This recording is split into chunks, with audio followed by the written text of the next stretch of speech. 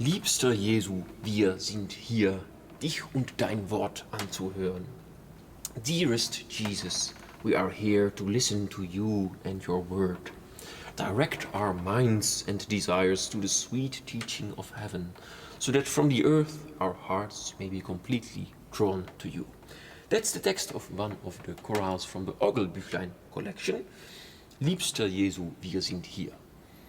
It's a kind of a prayer. Maybe someone in church, maybe someone wherever, who is trying to look for higher spheres, is asking Jesus, dearest Jesus, Liebster Jesu, to draw his soul towards the sweet teachings of heaven. And it's really fascinating to see how Bach illustrates this wonderful text. How do you make a choral prelude that highlights the content of this text? Of course, someone is trying to follow the higher spheres, to follow Jesus, to follow God, and usually following is illustrated with a canon in Bach's oeuvre. And also here, Bach manages to put the choral melody in a canon.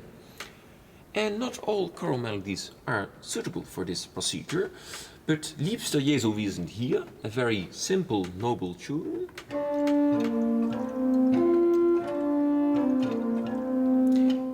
apparently can be played in canon, a canon in the lower fifth to be precise, and it gives a rather surprising harmony.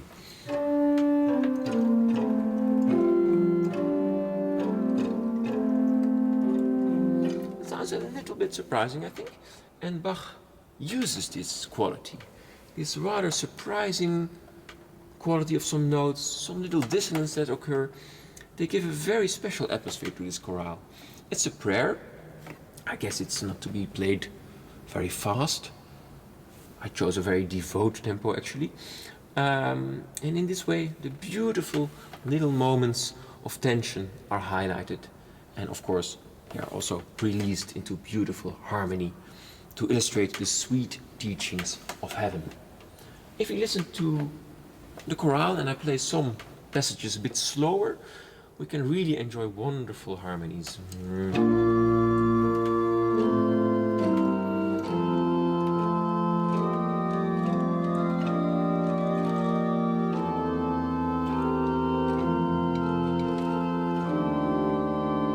Especially this chord, if I would write it in the conservatory in a harmony lesson, I think the teacher would be a bit annoyed. But it makes for a wonderful moment of alienating harmony, which then resolves, of course, to a beautiful consonant. And the piece goes on like this. It's a unique chorale, because of its beauty, of course, like all Bach's pieces are unique. But it's also unique because there's two versions in the Orgelbüchlein. One is marked distinctius in Latin, which probably means more distinct or more clear. And the one I played has no specific marking. I think the distinctius version is actually more distinct. It's giving the chorale in a clearer way. There are less ornaments and the two voices imitate each other really precisely. And in the version that I played, Bach takes some liberty.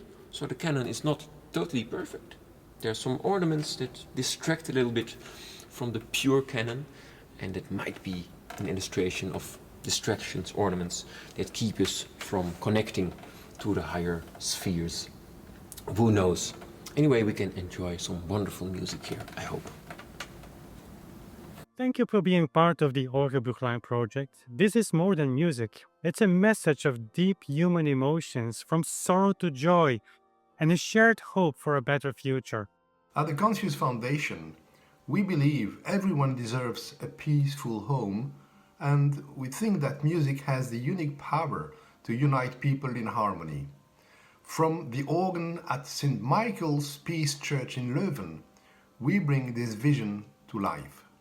Through inclusive composition projects, regular concerts, and our annual Organ Marathon for Peace, we inspire connection and hope.